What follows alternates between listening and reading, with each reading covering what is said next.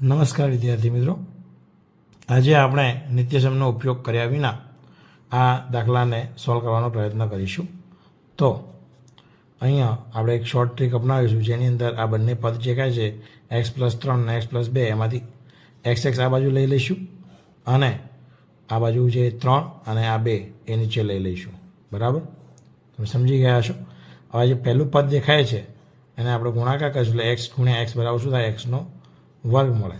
જ્યારે 3 અને 2 વચ્ચે ગુણાકાર કરીએ એટલે 3 શું મળે? આપણને 6 મળશે. બરાબર, પછી આ x અને આ છેલ્લું પદ 2 જે છે એના વચ્ચે ગુણાકાર કરીશું તો આપણને 2x મળશે. જ્યારે આ ઉપરનું જે પદ છે x અને 3 એનો આપણે ગુણાકાર કરીશું એટલે 3x મળશે.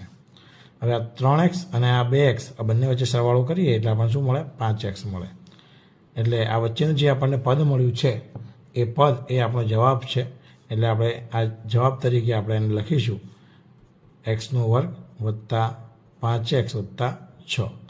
આ આપણો જવાબ બનશે. બરાબર, આ જ રીત પ્રમાણે એક બીજો ક્વેશ્ચન તમને આપું છું, x વત્તા 4 અને x વત્તા 5. આનો જવાબ મને કોમેન્ટ બોક્સની અંદર જણાવશો.